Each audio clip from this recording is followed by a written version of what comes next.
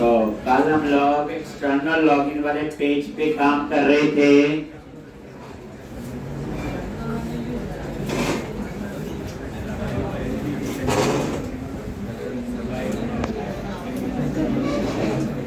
Area, identity, pages, account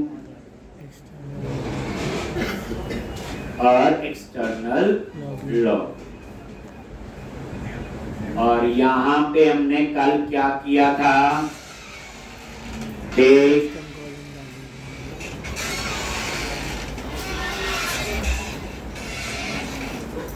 ये देखो, input model class है, उसमें सिर्फ ईमेल मेंबर था। मैंने इसमें name, street address, city, state, postal code, ये सब कुछ मैंने उसमें डाला।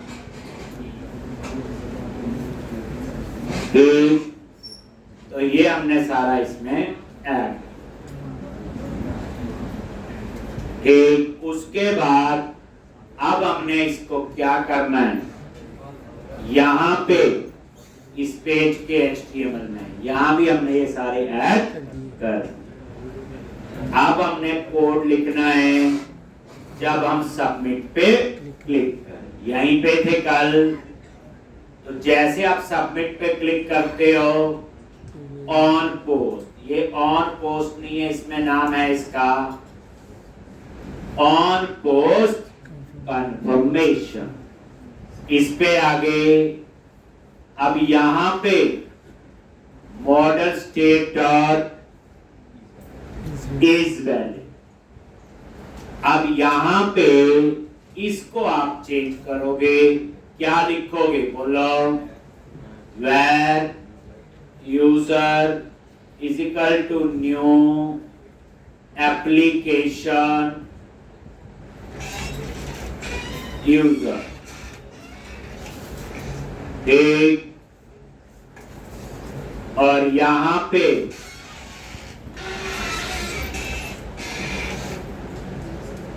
ठीक, और क्या क्या चेंज करनी है, तो वो सारे मेंबर आप यहाँ पे दे दोगे।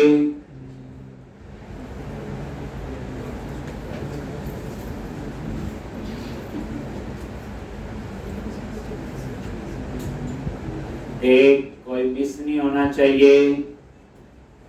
ये लिख लो, user name, email, name, street address, city, state, postal code, phone number. जो नॉर्मल रजिस्टर किया हुआ बच्चे वो डाटाबेस का था, जो हम कर चुके हैं। ये एक्सटर्नल लॉगिन है, इसे हम कहते हैं ओपन ऑथेंटिकेशन, ओपन ऑथेंटिकेशन। एक ओपन ऑथेंटिकेशन।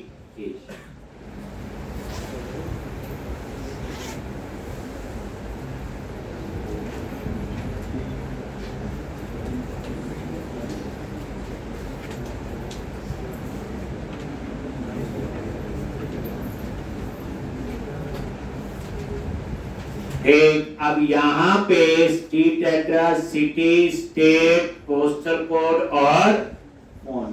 ठीक,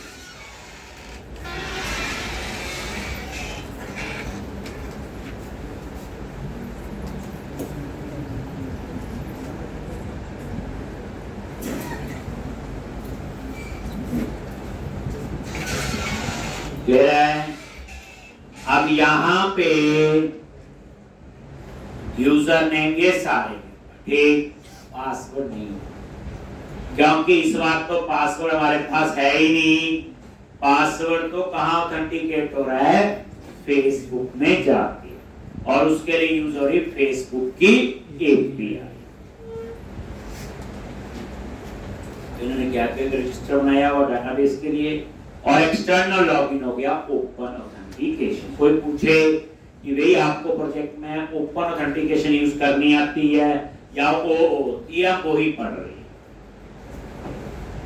ठीक, अब उसके बाद क्रिएट अ सिंक से ये यूजर बने। ये कोड कहां लिख रहे? एक्सटर्नल लॉगिन के और पोस्ट कंफर्मेशन। आइडिया जाता है, जैसे इस वाले लगा, मैंने यहां से देखा कि यही वाला हो, एक तो कई बार थोड़ा अंदाजा लगाना ही पड़ता है, फिर तो वो नई चीज पता होती है नहीं। अब यूजर बनेगा, फिर हम इस यूजर को क्या असाइन करेंगे और रोल, और उसके बाद ये यूजर लॉगिन हो जाए। ये ना इंडिविजुअल यूजर है ये। बट जैसे ये यूजर बनेगा, एक एंट्री जाएगी इसकी ASP.NET यूजर टेबल में, एक एंट्री जाएगी ASP.NET यूजर लॉगिन में, जिसमें ये बताया हुआ प्रोवाइडर कौन सा है, फेसबुक है, गूगल है, लिंक्डइन है, कौन सा हो। एक नया टेबल इस पिक्चर में आ, और रोल के 3 टेबल तो आपके पहले यूज हो रहे थे, इसमें एक चौथा टेबल भी यूज हो। अब क्या करो आप लोग,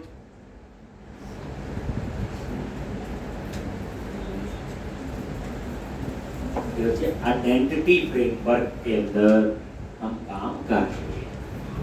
ये सिर्फ किसके लिए होता है? ऑथेंटिकेशन ऑथराइजेशन के लिए, बाकी किसी काम के लिए नहीं। तो ये हम लोग यूज कर रहे हैं। और क्रिएट अ सिंक से ये यूजर बन जाएगा। जब डाटाबेस का था तो यहां लिखा हुआ था इनपुट और पास। अगर सक्सीडेड है तो इसका मतलब यूजर बन गया। तभी आया होगा एक क्रिएट अ सिंक। उसके बाद ये कोड क्या कर रहा होगा? ये इस यूजर को ऐड कर रहा होगा ASP.NET यूजर लॉगिन। ठीक, अगर ये भी सक्सीडेड है तो अभी कितने टेबल में एंट्री होगी? 2। क्रिएट अ सिंक कहां एंट्री करेगा? ASP.NET यूजर में। Add login ASP.NET user login. अगर ये सक्सीडेड है तो यहां पे क्या लिखेंगे? Await underscore user manager dot add role async. किसको? यूजर। कौन सा रोल? SD डॉट और रोल इंडिविजुअल। बस ठीक। अब ये क्या करेगा? ये एंट्री कहां करेगा? बोलो। ASP.NET यूजर रोल में, उसमें यूजर आईडी होगा और रोल आईडी। बस ये काम। अब आप ब्रेक पॉइंट लगा के बैठे हैं।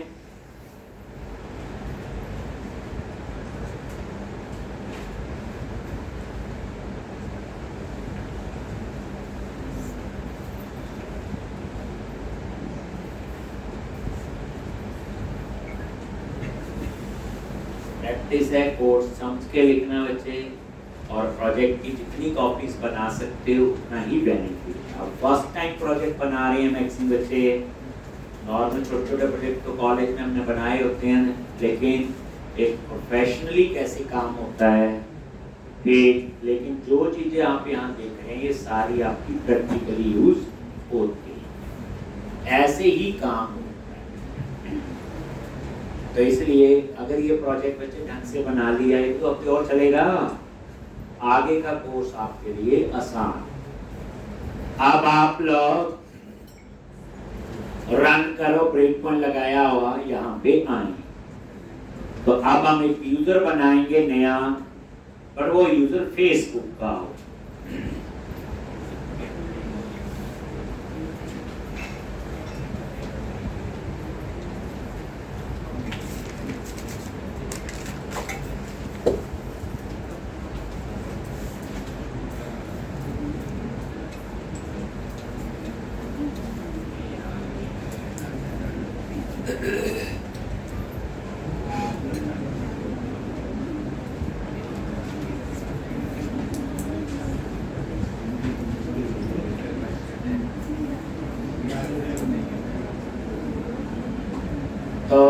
यहाँ पे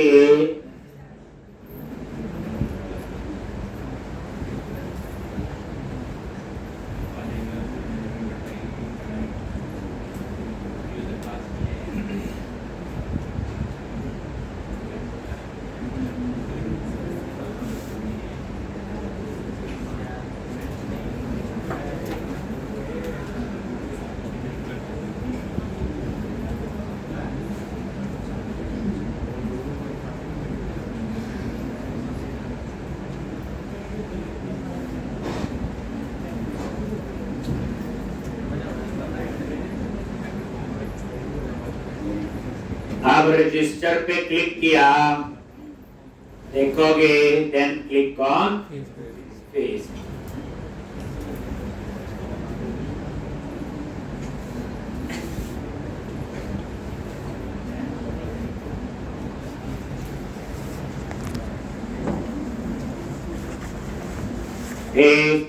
ये ऑलरेडी लॉगिन है, तो आप अपना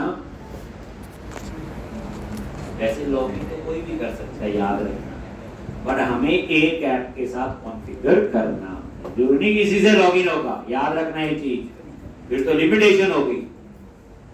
अगर कहने का फेसबुक के साथ एक ऐप बना के कॉन्फ़िगर कर, उसके बाद कोई भी फेसबुक का यूजर लॉगिन करेगा। तो देखो हो गया आपका। अब हम इसे रजिस्टर, दो चीजें मुझे फेसबुक से मिलती हैं, एक ईमेल और एक मेल, बाकी मुझे यहाँ पे सब एंटर करना है।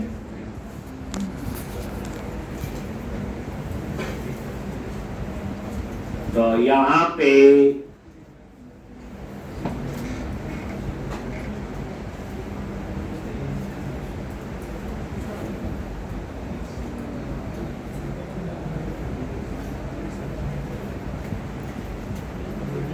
फोन नंबर एक और रजिस्टर पे क्लिक कर, जैसे क्लिक करोगे ब्रेक पॉइंट लगाया होगा, आ गया वहीं पे एक्सटर्नल लॉगिन वाले पेज पे। ध्यान से वैलिड है, इसके अंदर गया, ये यूजर की इंफॉर्मेशन, उसके बाद ये क्रिएट अ सिंक से ये यूजर बना, कहां बनेगा, ASP.NET यूजर। उसके बाद इस यूजर को ऐड कर देगा, कहां पे, ASP.NET यूजर लॉगिन। उसमें एक प्रोवाइडर कॉलम है जिससे ये पता चलता है कि यूजर किसका है, कौन प्रोवाइडर है, फेसबुक, गूगल। जैसे कल को आपको ये क्वेरी चाहिए कि फेसबुक से कितने लोगों ने रजिस्टर किया या गूगल से या किसी और से, तो आपको किस टेबल पे जाना पड़ेगा, ASP.NET यूजर। अगर सक्सीडेड है लो। अब इस लाइन से क्या हुआ, add to role async, ASP.NET user role में वो यूजर ऐड हो गया और उसको रोल असाइन हो गया इंडिविजुअल, ठीक। और उसके बाद वो क्या हो जाएगा, साइन इन हो जाएगा, ठीक है। इंडिविजुअल यूजर से वो साइन हो गया ना, देखो ठीक। तो ये कहानी थी, लॉग आउट कर दो और आप चेक कर दो डाटाबेस में ऐसे एंटर हुआ कि नहीं। तो click on view, SQL server object explorer, तो ये हो गया फेसबुक वाला, बस यूजर हो गया। बाकी तो आगे का काम है, शॉपिंग को आगे की देखेंगे। और यहां पे डेटाबेस DBE.com,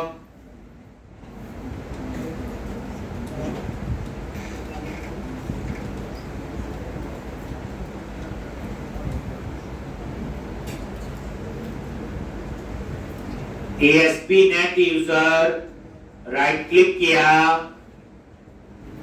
व्यू डेटा, और यहां पे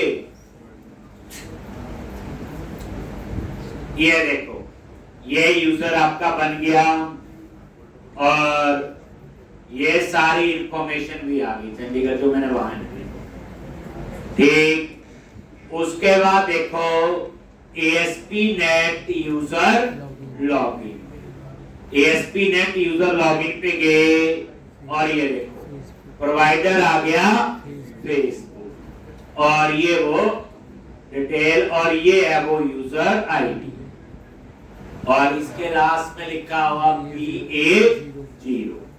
अब इसको रोल भी असाइन हो गया होगा, तो ASP.NET यूजर रोल पे जाओ और यहाँ पे यूजर आईडी चेक कर, कौन सा रहा, ये वाला। ठीक, तो इस तरह से ये काम हमारा हो गया। तो ये पहले आपको मैंने यही करवाया, ठीक है जी। चलो, अब आपको एक्सटर्नल लॉगिन पे कुछ भी और कोड लिखने की जरूरत नहीं है, हो गया। अब हम आगे बढ़ते हैं, अब हम गूगल का करें। ठीक, तो उसके लिए क्या करना है? ठीक, तो हमने कुछ कॉन्फ़िगरेशन की थी program.cs पे, और ये देखो कमेंट बनाया हुआ, उस केस में ऐप आईडी ऐप सीक्रेट है, इस केस में क्लाइंट आईडी और। तो अब मैं गूगल में जाऊंगा और सेम प्रोसेस वहां पे फॉलो, ठीक, बट उसमें मुझे एक्सटर्नल लॉगिन में कोई चेंज नहीं करना, वो कॉमन है, सबके लिए चलेगा, चाहे गूगल से लॉगिन करो, चाहे फेसबुक से, चाहे किसी और से। याद रखना, 2 से मैं करवाऊंगा, किन्हीं 2 से आपने और करना। ठीक, तो अब क्या करो, ठीक,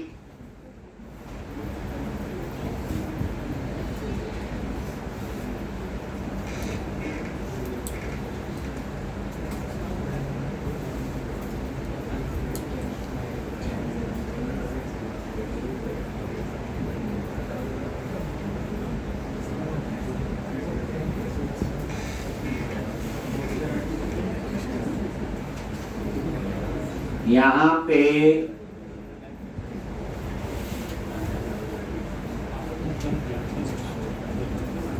console.google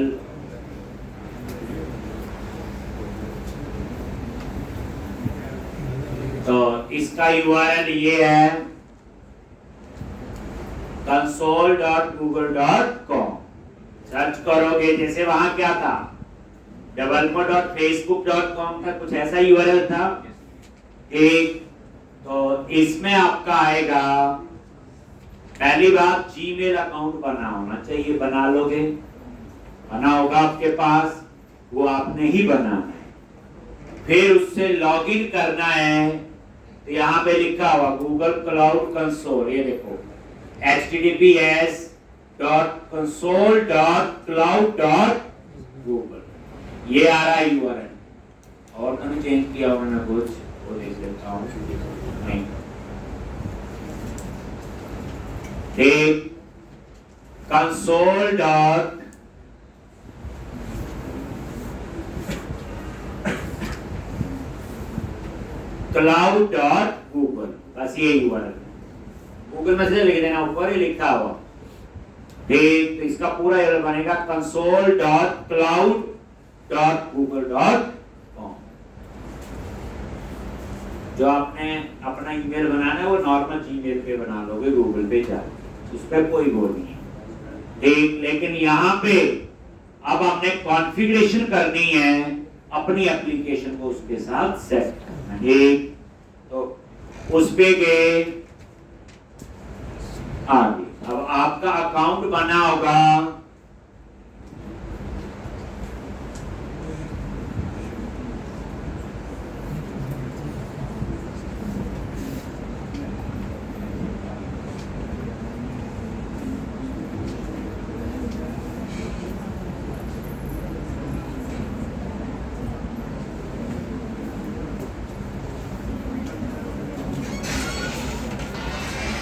पासवर्ड भूल गया हूँ मैं, तो आप अपना पासवर्ड डाल। ठीक, अब वही वहां भी यो क्या बनाया था, ऐप बनी, तो यहाँ देखते हैं क्या बनता है, इसके स्टेप्स अपने हैं। तो ये डॉक्यूमेंटेशन बच्चे पढ़ने पड़ते हो, ये चेंज भी हो जाती है, चाहे लिंक्डइन की आप खुद करोगे, ट्विटर यूज कर सकते हो, इंस्टा यूज कर सकते हो। एक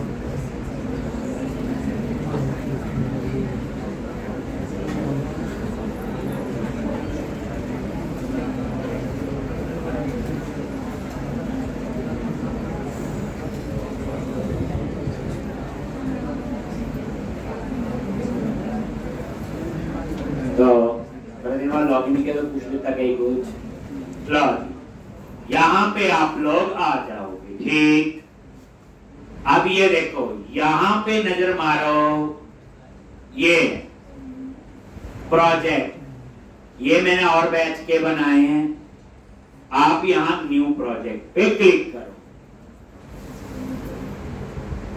एक जैसे ये देखो यहाँ पे गए और न्यू प्रोजेक्ट, जैसे आप न्यू प्रोजेक्ट पे जाओगे, समझ आ गया, वहां क्रिएट ऐप था, याद करो, यहाँ पे गए और न्यू प्रोजेक्ट, ध्यान से। एक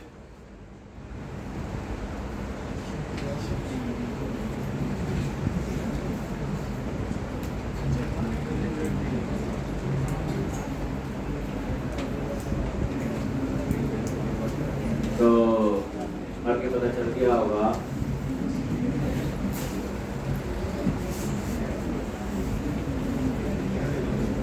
हम फ्री वाला यूज करते हैं ना।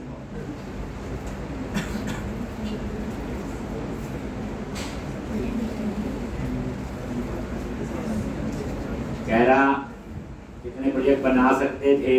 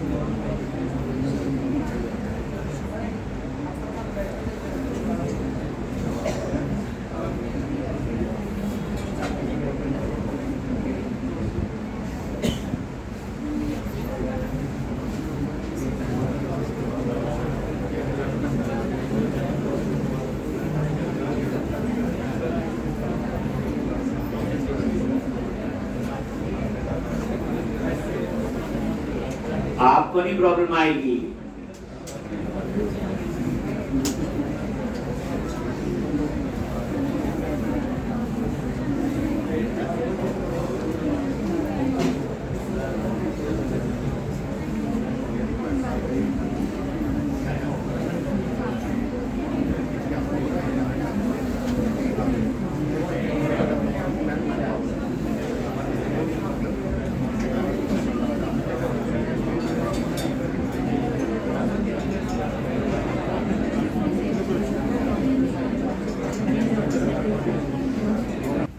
एक नया अकाउंट बना। अब यहाँ पे तो ये तो आपका, तो अब हम आगे, एक मैंने करवा दिया फेसबुक का, एक ऐसे आप जीमेल का करना ट्राई। चलो जीमेल का मैंने करवाना है, आप उसका ट्राई कर लो। लिंक्डइन, इंस्टा, ट्विटर, एक माइक्रोसॉफ्ट, 4-5 में से कोई 2 यूज कर लेने। एक जो करेगा मुझे दिखाएगा जरूर। जैसे आप रजिस्टर करते हो, ये एक आइकन आ गया, ऐसे गूगल का आ जाएगा। ऐसे आप एक काम करना, इस आइकन दिखाना, ये फेसबुक लिखा रहा है, यहाँ फेसबुक का क्या आना चाहिए? आइकन। आप ये भी लगा सकते, कैसे चेंज करना आइकन को आप लोग देखें। एक तो यहाँ पे, तो अब हम लोगों ने आगे क्या करना है बोलो? तो लॉगिन हो गया, ओपन ऑथेंटिकेशन एक से करवा दी, एक से मैं और करवा दूंगा 1-2 दिन में। अब हम चाहते हैं होम पेज पे प्रोडक्ट डिस्प्ले, लिख दिया था, अब हम दूसरी साइड चल पड़े। आइडेंटिटी फ्रेमवर्क का काम हो। अब डिटेल पे क्लिक करो, तो यहाँ प्रोडक्ट डिटेल आनी चाहिए। तो अब हम लोगों ने इस डिटेल के पेज पे काम करना है, ये क्या है और कैसे। तो इस डिजाइन पे नजर मारो, यहाँ पे ये बैक टू लिस्ट बटन आना चाहिए, ठीक नहीं लग रहा है तो क्या करो, यहाँ पे गए, एरिया, कस्टमर, कंट्रोलर होम, और ये होम का क्या बोलो, इंडेक्स याद है, और गो टू व्यू से डिटेल, और ये डिजाइन सिर्फ क्या किया था अभी, ये तो होम है ये सब डिटेल है। डिटेल पे जाना है तो इसी के नीचे यहाँ डिटेल का है, खाली है अभी, right click go to view, यही था। यहाँ पे जो बैक टू लिस्ट लिखा हुआ देखो कहाँ पे है, ये क्लास में सी नहीं लिखा हुआ, ये बैक टू लिस्ट लिखा हुआ, इसमें एक स्पेलिंग करते हैं क्लास सी है यहाँ, आपके वहां भी यही गलती होगी क्योंकि सेम डिजाइन आपने कॉपी किया। रिफ्रेश करो और ये देखो, ठीक, तो ये आपका कहां से है बोलो, ये क्लास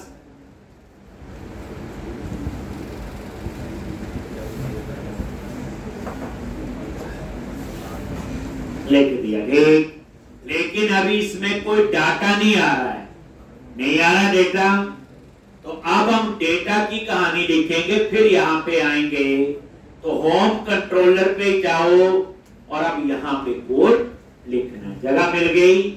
होम कंट्रोलर कहां बना हुआ, कस्टमर एरिया के अंदर, देख लो एक बार, यहां पे गए एरिया कस्टमर, और कस्टमर एरिया के अंदर कंट्रोलर, और यहां पे क्या है, होम कंट्रोल, ठीक,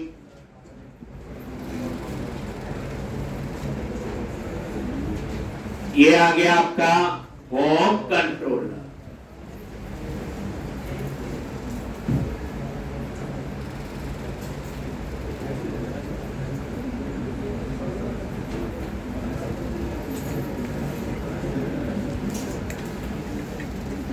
ठीक, तो यहां पे डिटेल, तो अब इस पे आपने क्या कोड लिखना है, तो हम यहां लिखना शुरू करेंगे, जगह मिल गई, डिजाइन आपके पास है, बस उसको मैंने तो करना क्या है, प्रोडक्ट की डिटेल देखनी है, ठीक, 3 टेबल से डेटा आएगा, तो आइडेंटिटी फ्रेमवर्क का काम तो इसमें अभी हो गया, जैसे आगे जरूरत होगी तो फिर हम उसको यूज करें, यूज तो खैर होगा ही।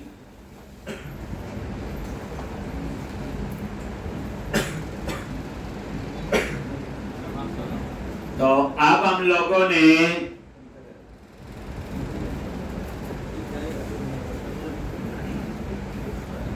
चलो, तो अब आपका आगे का काम करने से पहले हमें कुछ और मॉडल बनाने हैं। रीजन उसके पीछे ये है कि इस पेज पे ऐड टू कार्ट भी है, तो ऐड टू कार्ट में होता क्या है, detail I, add to cart, add to cart मतलब ये चीज खरीदनी है, खरीदी नहीं है, हम एक कार्ट बना लेते हैं, एक जैसे मैंने लॉगिन किया मेरा कार्ड बन जाएगा, कोई और लॉगिन करेगा, जैसे अमेज़न वगैरह पे आप जाते हो, आप लॉगिन कर लेते हो, ऐड टू कार्ट करते रहते, 10-15 आइटम ऐड कर लेते, खरीदनी नहीं होती, फिर बाद में जब कोई चीज खरीदनी है फिर हम उसका ऑर्डर देते हैं और पैसे देते हैं, यही चीज होती। तो अब वही हम लोग करेंगे, तो डिटेल पे क्लिक करोगे तो यहाँ ये ऐड टू कार्ट है, तो अब मुझे क्या करना है, ये सारा क्लोज करो, अब आपको कुछ नए मॉडल बनाने हैं, तो एक मॉडल बनाना है शॉपिंग कार्ट, जो शॉपिंग कार्ट मॉडल में प्रोडक्ट तब तक रहेगा जब तक खरीदा नहीं है या को डिलीट ना कर, ठीक, तो शॉपिंग कार्ट मीनिंग पता चल गया, शॉपिंग कार्ट जैसे आप फ्लिपकार्ट, अमेज़न पे जब जाते हो बच्चे, आप लॉगिन करते हो, ठीक, जब आप लॉगिन करते हो तो वहां क्या करते हो, कोई चीज आपने दिसंबर में खरीदनी है, ऐड टू कार्ट में बेले बैठे ऐड कर लेते हैं, तो ऐसे हम कार्ट में 5-7 आइटम कर ली, और जब खरीदनी होती तब हम उसका ऑर्डर देते हैं। तो अभी हम बात कर रहे हैं शॉपिंग कार्ट। उसके लिए हम एक नया टेबल बनाएंगे और उसका नाम होगा शॉपिंग कार्ट। ठीक, तो अब इस शॉपिंग कार्ट में क्या मेंबर होने चाहिए वैसे सोचो। शॉपिंग कार्ट आईडी तो होगा, और पहले देखो यहाँ कौन कौन से टेबल पे फॉर्म की वगैरह होगी, कुछ होगा कि नहीं, सोचो ठंडे दिमाग। एक्चुअल कॉलम पता चल जाएंगे, जब मैं लूंगा तो एकदम समझ आ जाएंगे। देखो शॉपिंग कार्ट पे क्या होता है, एक किसका कार्ट है, जिस यूजर ने लॉगिन किया होगा तो वहां पे एक यूजर आईडी तो होगा नहीं होगा? एक शॉपिंग कार्ट आईडी होगा, एक यूजर आईडी। किसका कार्ड बन रहा है? एक यूजर का बनेगा ना, जिसने लॉगिन किया होगा। एक यूजर आईडी होगा, एप्लीकेशन यूजर आईडी बोलो, जो कहां से आएगा? ASP.NET यूजर से। उसके बाद किस प्रोडक्ट को खरीदने जा रहा है, दैट इज प्रोडक्ट आईडी, जो कहां से आएगा? प्रोडक्ट से। आएगा नहीं आएगा? फिर उसके बाद कितनी क्वांटिटी, कितनी प्राइस, कौन सी डेट, ये सारी चीजें आ जाएंगी। लेकिन मेजर कॉलम क्या होंगे? देखो भाई कि मेंबर है, वो मेंबर कोई और भी ले सकता है रिक्वायरमेंट के हिसाब से, वो रिक्वायरमेंट है। लेकिन ओवरऑल स्ट्रक्चर समझो। शॉपिंग कार्ट में क्या है, किसका शॉपिंग कार्ट बन रहा है, किसका कार्ट बन रहा है? User ID. क्या खरीद रहा है? Product ID. कितनी क्वांटिटी खरीद रहा है? क्वांटिटी। क्या उसका प्राइस होगा? यही चीजें होंगी, और क्या होगा उसमें? ठीक, तो कुछ ऐसे मेंबर्स में लेंगे। ठीक, तो आपको जो एज ए डेवलपर हमें ये पता होना चाहिए किसका रिलेशन किस किस के साथ बने। तो शॉपिंग कार्ट में यूजर आईडी पक्का होगा, प्रोडक्ट आईडी भी पक्का होगा, क्वांटिटी भी होगी। बाकी और रिक्वायरमेंट्स हैं कि नहीं? तो आप मॉडल वाले प्रोजेक्ट पे गए, राइट क्लिक करो, ऐड क्लास, और इसका नाम रखोगे shopping cart. Shopping cart launch. ठीक, और यहां पे बोलो पब्लिक। और इस शॉपिंग कार्ट में क्या क्या मेंबर होंगे?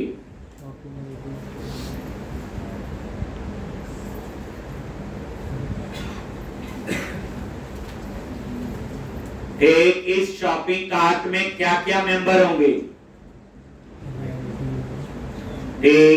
शॉपिंग कार्ट आईडी पक्का होगा, प्राइमरी की इसकी, प्रोडक्ट आईडी भी पक्का होगा, और एप्लीकेशन यूजर आईडी, ये तो पक्के होंगे। ठीक, अब यहां पे आपको मेंबर ऐड करना। तो यहां पे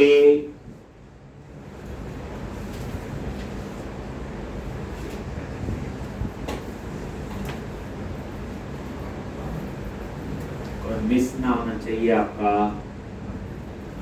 और यहां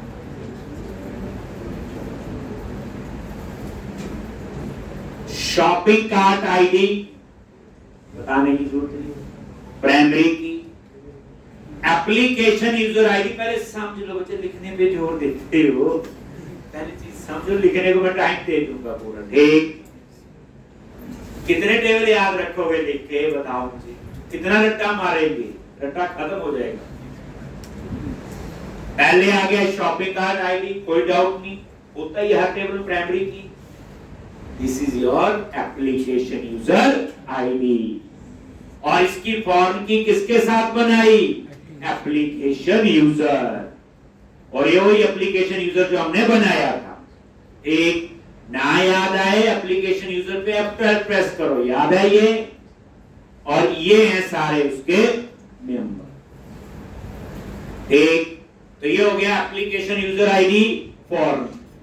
और ये कहां से? वैसे एक्चुअल टेबल का नाम क्या है? ASP.NET यूजर, लेकिन हम एप्लीकेशन यूजर क्यों लिख रहे हैं तो आपको बताया हो, यहां आइडेंटिटी यूजर को इनहेरिट किया हुआ, तो एप्लीकेशन ASP.NET यूजर ही बनाएगा। एक उसके बाद ये आ गया प्रोडक्ट आईडी, ये तो पता है, ये प्रोडक्ट हमने बनाया था, तो ये फॉर्म की बताया हुआ, अगर कन्वेंशन फॉलो करते हो फॉर्म की लिखने की जरूरत नहीं। तो ये प्रोडक्ट हो गया, shopping cart ID, application user ID और product ID. Then count, count क्या आपकी बोलो, क्वांटिटी, काउंट क्या आपकी क्वांटिटी हो गया। और उसके बाद प्राइस मैंने लिया लेकिन नॉट मैप, क्यों किया, ये हमने प्राइस लिया हुआ है प्रोडक्ट का। प्राइस फिक्स नहीं है, आप याद करो, प्राइस ठीक, प्राइस 100, प्राइस 50, याद है? Yes sir. वो क्या था कि किसी ने 100 से ज्यादा बुक्स का ऑर्डर दिया तो प्राइस 100 लगेगा, किसी ने 50 से ज्यादा है प्राइस 50, किसी ने 1-2-50 से कम तो प्राइस लिस्ट प्राइस, जो पैकिंग प्राइस। तो कहने का मतलब मेरा कंक्लूजन में ये है कि कॉलम 3 प्राइस को मैं टेबल में सेव नहीं करूंगा। इस प्राइस का पूरा खेल कब होगा, जब ऑर्डर कंफर्म हो, उस समय वो डिसाइड करेगा कितनी क्वांटिटी है, तब हम डिसाइड करेंगे। इसलिए मैंने प्राइस को टेबल में सेव नहीं, दिखाने के लिए मैं यूज जरूर कर लूंगा, इसलिए मैंने ये डॉट में। अब ये देखो, शॉपिंग कार्ट किसका कार्ट बन रहा है, यूजर आईडी, क्या खरीद रहा है, प्रोडक्ट आईडी, कितनी क्वांटिटी है, काउंट, बस और क्या था। लेकिन काउंट जो है ये बाय डिफॉल्ट 0 आएगा, तो काउंट तो 0 थोड़ी होगा क्वांटिटी की। तो आप क्या करो, इसको कंस्ट्रक्टर में जाओ और जो काउंट है प्रॉपर्टी उसको इनिशियलाइज कर दो 1। ये देखो, अगर आप डिफॉल्ट कंस्ट्रक्टर रहने देते तो उसमें 0 करना, मैंने कंस्ट्रक्टर क्रिएट किया और 0 की जगह क्या कर दिया 1। तो जब कोई इस क्लास का ऑब्जेक्ट बनाएगा, काउंट की वैल्यू डिफॉल्ट 0 नहीं होगी, क्या होगी 1। अगर आप ऐसा नहीं करते तो डिफॉल्ट 0 होती है, वो भी कौन बताता है, उसका डिफॉल्ट कंस्ट्रक्टर, याद है, लॉज लिखो सारा, ये शॉपिंग कार्ट, आगे का नहीं पता है। एप्लीकेशन रिमोट एक्सपायर करेंगे, ऐड माइग्रेशन अपडेट डेटाबेस, फिर हम इसकी रिपोजिटरी बनाएंगे, I shopping cart repository, shopping cart repository, I unit work में डालेंगे, काम डन, सेव अपडेट रीड इसका हो गया। देखो कितना फायदा है। लेकिन कौन सा मॉडल बनना है, ये सबसे टेंशन।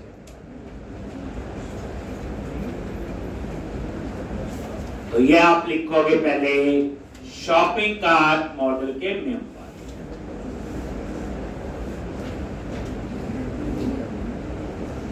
डाटाबेस में यही तो होता है कि कौन से मेंबर लेने, सिंपल मेंबर पता होते, नेम एड्रेस फोन, वो उसमें नहीं, उनको नहीं हम मानते, वो तो रिक्वायरमेंट है, क्लाइंट बोले ले लेंगे। लेकिन टेबल कौन से हो, प्राइमरी की कौन सी है और फॉर्म की कौन सी है, बस इतनी सी ध्यान हमें रखना होता है। ठीक, बाकी वो कहता है प्राइस भी ले लो, ले लेंगे प्राइस, जैसे हमारे प्रोजेक्ट में प्राइस मल्टीपल है, किसी में एक होगा तो नोट मैप हटा देंगे। तो मतलब कहने का वहां इतनी प्रॉब्लम नहीं आती, प्रॉब्लम है कौन से टेबल से क्या इंफॉर्मेशन आएगी। इस चीज का ध्यान नहीं रखेंगे तो डुप्लीकेसी हो जाएगी। ये लो जी,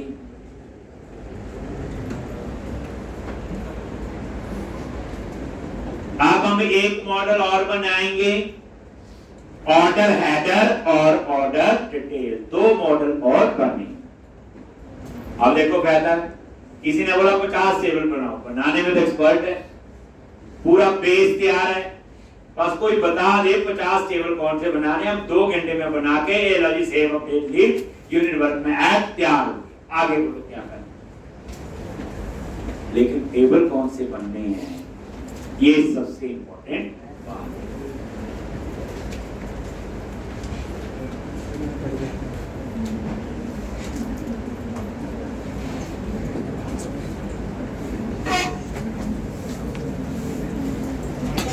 बनेगा नया ऑर्डर हेडर और एक बनेगा ऑर्डर डिटेल। शॉपिंग कार्ट में सिर्फ इतना होगा कि एक कार्ड जनरेट हो जाएगा यूजर का, उसने वो चीज खरीदी नहीं खरीदी उसकी कोई गारंटी नहीं, हर एक यूजर का अपना एक कार्ड बन जाए। लेकिन जब वो खरीदेगा तो फिर उसका क्या जनरेट होगा, ऑर्डर। ठीक, तो हम यहाँ पे दो मॉडल बनाएंगे, एक ऑर्डर हेडर और एक ऑर्डर डिटेल। पहले बात समझो, ऑर्डर हेडर में क्या होगा, ऑर्डर हेडर आईडी तो होगा ही, किसने ऑर्डर दिया that is application user ID होगा, किस डेट का ऑर्डर है डेट होगी, ऑर्डर का स्टेटस क्या है, पेंडिंग है, कैंसल्ड है, प्रोसेसिंग क्या चीज है, पेमेंट का स्टेटस क्या है, पेमेंट आ गई है नहीं आई क्या स्टेटस है, उसके बाद पेमेंट आई तो ट्रांजैक्शन आईडी भी होगा, ऐसे और सारे मेंबर इसमें आएंगे। लेकिन ऑर्डर हेडर में प्रोडक्ट नहीं, ऑर्डर हेडर में क्या होगा, किसने ऑर्डर दिया वो सारी डिटेल होगी, ऑर्डर का स्टेटस क्या है, पेमेंट का स्टेटस क्या है, ऐसे 25-40 कॉलम बनेंगे। लेकिन उस ऑर्डर में क्या मंगवाया, प्रोडक्ट आईडी, कितनी क्वांटिटी, क्या प्राइस। तो कई लोग क्या करते हैं, एक ही मॉडल बनाएंगे ऑर्डर हेडर या ऑर्डर, अब उसमें मान लो 25 कॉलम एक बार सेव होंगे। अब उस ऑर्डर में मान लो उसने 6 प्रोडक्ट खरीदनी है तो 6 प्रोडक्ट आईडी आएंगे अलग अलग, तो ऑर्डर डिटेल में 6 रिकॉर्ड होंगे, ऑर्डर हेडर में 1 होगा। आप ऐसे देखो, कभी किसी शॉप पे जाके बिल देखा होगा आपने, जो उस बिल में डिटेल एक बार लिखी जाती वो हेडर में होगी और जो बार बार लिखी जाती वो ऑर्डर डिटेल। देख लो, एक बिल है, बिल नंबर, बिल डेट, किसके नाम का बिल, कैश है कैसे है, एक बार लिखता ना बंदा, और नीचे ग्रांड टोटल आता है वो भी एक बार लिखते हैं। लेकिन बार बार क्या लिखते, serial number 1 A product, price, quantity, amount, serial number 2 B product, price, quantity, amount, serial number 3 C product, price, quantity, amount, ऐसे सीरियल नंबर 1 2 3 ये बार बार लिखा जाता है। प्रोडक्ट के अलग अलग आईडी होंगे, प्राइस, क्वांटिटी और अमाउंट। तो जो वो बार बार डिटेल लिखी जाती है वो कहां सेव करेंगे, ऑर्डर डिटेल। अगर ये डिटेल आप ऑर्डर हेडर में सेव करते हो तो डुप्लीकेसी हो। खुद सोचो, सिर्फ ये 4-5 चीजें रिपीट हो रही, बाकी चीजें तो रिपीट नहीं हो रही। किसने ऑर्डर दिया, किस डेट का order, order status, payment status. तो इसलिए क्योंकि वो डुप्लीकेसी होगी तो डाटाबेस नॉर्मलाइज नहीं होगा। तो यहां मैं 2 मॉडल बनाऊंगा, एक ऑर्डर हेडर और एक बनाऊंगा ऑर्डर डिटेल। ऑर्डर हेडर में हम डिलीवरी एड्रेस भी देंगे। वो क्यों देंगे, अभी क्या है, जिस यूजर ने लॉगिन किया ऑर्डर उसके घर ही जाना चाहिए, तो उसमें तो रजिस्टर में हमने लिखा हुआ स्ट्रीट एड्रेस, डेट, सारा कुछ डिटेल है। लेकिन कई बार ऐसा भी होता है, ऑर्डर आपने दिया, डिलीवर किसी और एड्रेस पे पहुंचाना है, दैट इज डिलीवरी एड्रेस। वो सेम भी हो सकता है, जिसने रजिस्टर किया हुआ वो अलग भी हो सकता है। तो डिलीवरी एड्रेस भी हमें ऑर्डर हेडर में लेना पड़ेगा, कहां प्रोडक्ट डिलीवर करना है। तो ये बच्चे ऑर्डर हेडर इंपॉर्टेंट ये, बट उसमें एक ऑर्डर में एक रिकॉर्ड होगा, लेकिन ऑर्डर डिटेल में एक ऑर्डर में मल्टीपल होंगे। अब एक ऑर्डर में 50 आइटम अलग अलग ऑर्डर दिया है तो ऑर्डर डिटेल में 50 रिकॉर्ड होंगे उस ऑर्डर। देखो आप अब मैं यहां पे मॉडल पे गए, राइट क्लिक, ऐड क्लास, और इसका नाम दे दिया ऑर्डर हेडर। क्या नेम दे दिया? ऑर्डर हेडर पब्लिक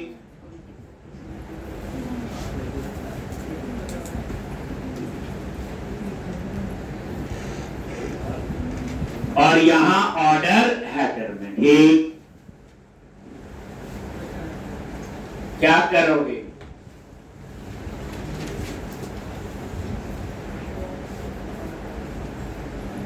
तो क्या क्या मेंबर होंगे पहले ध्यान से? ऑर्डर हेडर ठीक, थोड़े थोड़े करके लिखेंगे आप लोग। यहां लो ऑर्डर हेडर आईडी, किसने ऑर्डर दिया? एप्लीकेशन यूजर आईडी फॉर्म की, किस डेट का ऑर्डर है? शिपिंग डेट, ऑर्डर आज हुआ तो शिप कब हुआ प्रोडक्ट, और ऑर्डर टोटल ठीक, ऑर्डर टोटल ये लिखो पहले।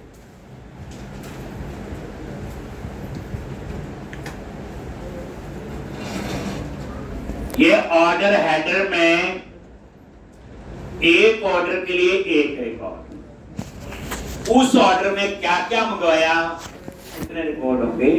Order detail. कई लोग इन दोनों को मैच करके एक टेबल बनाते हैं, काम हो जाता है, लेकिन वो डुप्लीकेसी है और डाटाबेस नॉर्मलाइज नहीं है।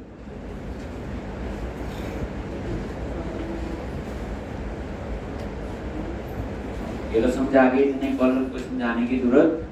किसने ऑर्डर दिया, किस डेट का ऑर्डर है, शिपिंग डेट कब है, और उस ऑर्डर का टोटल अमाउंट कितना है? Order total.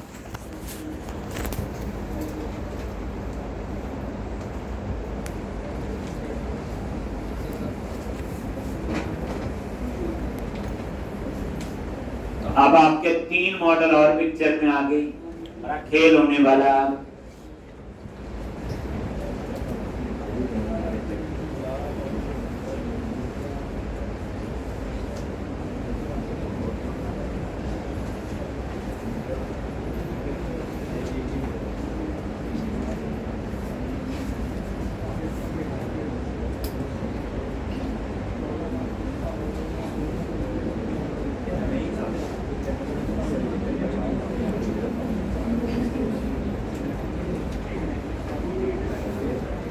तो ऑर्डर टोटल तक लिख लिया होगा। उसके बाद ट्रैकिंग नंबर, कोई जैसे कोई ऑर्डर दिया होता तो ब्लू डॉट या कहीं से आता है, वो ट्रैकिंग नंबर, कौन सी कैरियर सर्विस यूज कर रहे हो, ब्लू डॉट या कौन सी है, ऑर्डर स्टेटस क्या है, पेमेंट स्टेटस क्या है, ना ऑर्डर स्टेटस पेंडिंग है, अप्रूव्ड है, कैंसल है, क्या है। ऐसे ही पेमेंट स्टेटस होगा, पेमेंट अप्रूव्ड है, रिसीव्ड है, अगर रिसीव हुई तो किस डेट को रिसीव हुई, दैट इज पेमेंट डेट।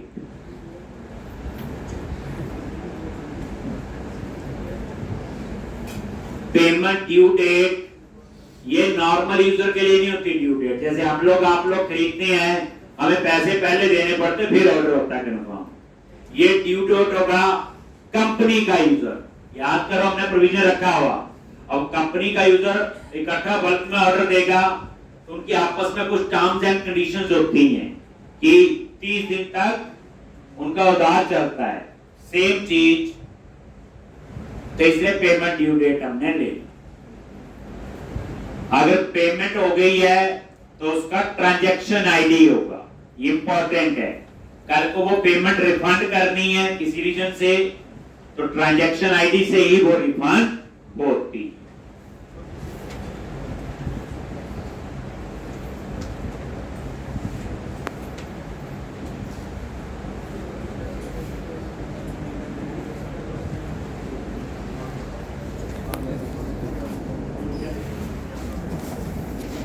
उसके बाद डिलीवरी एड्रेस,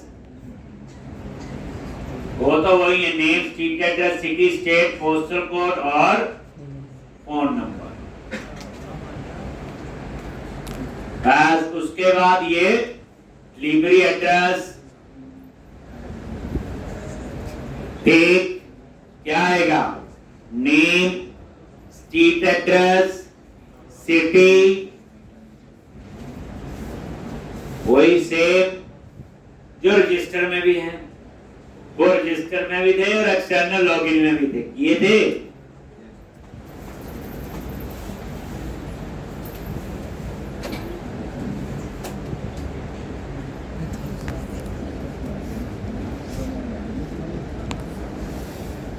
पोस्टल कोड और फोन नंबर, बस यहीं तक है।